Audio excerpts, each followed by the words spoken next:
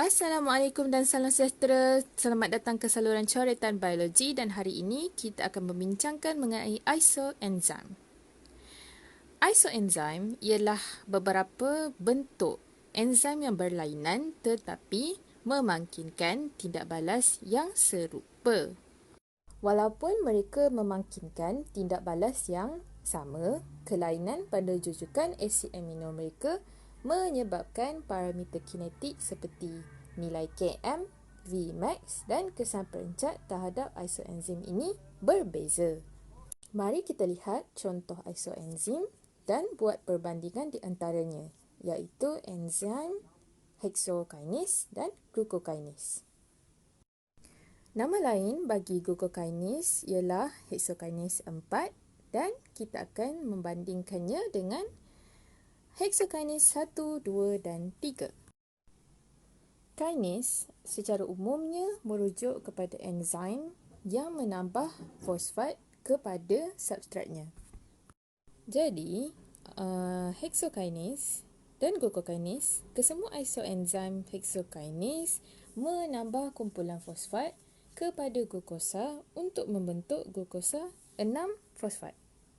Dan langkah ini bertujuan untuk memerangkap glukosa di dalam sel sebelum berlakunya proses-proses yang lain. Perbezaan yang pertama yang dapat kita perhatikan di antara hexokinase dan glucokinase ialah daripada segi nilai Km-nya. Dan nilai Km untuk hexokinase adalah rendah, yang bermaksud keafinan ataupun tarikan kepada glukosa itu tinggi. Jadi, walaupun dalam keadaan glukosa yang sedikit, tarikan yang tinggi daripada hexokinase kepada glukosa sudah cukup untuk membuatkan enzim ini aktif. Sementara glucokinase pula, nilai Km-nya adalah tinggi, yang bermaksud keafinan ataupun tarikan kepada glukosa itu rendah. Jadi, untuk mengaktifkan enzim ini, kita memerlukan lebih banyak glukosa berbanding hexokinase. Perbezaan yang kedua ialah daripada segi nilai Vmax. Dan nilai Vmax untuk hexokinase adalah rendah. Dalam erti kata lain, kapasiti enzim ini untuk menukarkan glukosa kepada glukosa 6-fosfat adalah rendah. Berbeza dengan glucokinase pula, nilai Vmax-nya adalah tinggi, yang juga bermaksud kapasiti enzim untuk menukarkan glukosa kepada glukosa 6-fosfat adalah tinggi. Aspek perbezaan yang seterusnya di antara isoenzim ini ialah daripada segi pengawal aturannya. Dan untuk hexokinase, ianya direncat oleh produknya sendiri iaitu glukosa 6-fosfat. Yang bermaksud apabila glukosa 6-fosfat telah pun menjadi tepu, ianya akan mengaktifkan enzim hexokinase ini.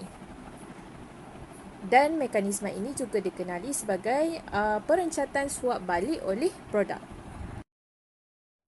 Bagi isoenzim glucokinase pula, walaupun ianya menjalankan tindak balas yang serupa dan menghasilkan produk yang sama iaitu glukosa 6-fosfat, ianya tidak direncat oleh produknya sendiri seperti yang berlaku pada isoenzim hexokinase yang lain.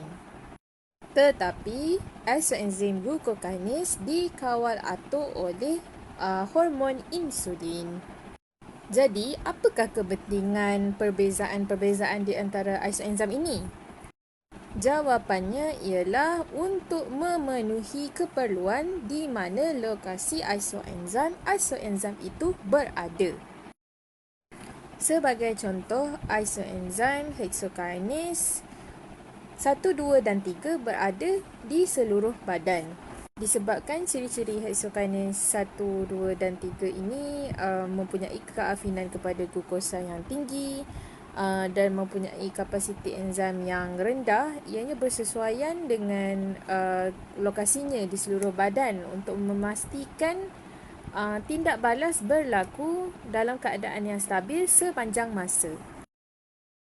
Manakala lokasi untuk glucokinase pula hanya khusus pada hepa iaitu hati dan juga pankreas bersesuaian dengan fungsinya. Sebagai contoh, glukokinase yang berada di hepa ataupun hati.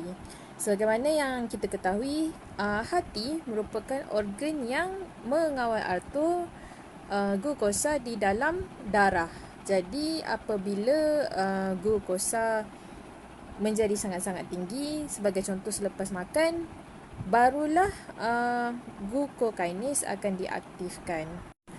Dalam keadaan glukosa yang sedikit, hepa akan mengorbankan dirinya sendiri untuk memastikan organ-organ yang lain seperti jantung dan otak mendapat bekalan glukosa yang mencukupi. Jadi, untuk memastikan objektif ini tercapai, maka glukokinase di hepa hanya akan berfungsi sekiranya glukosa di dalam badan mencukupi untuk keseluruhan tubuh badan, dan yang berlebihan akan disimpan di hepa.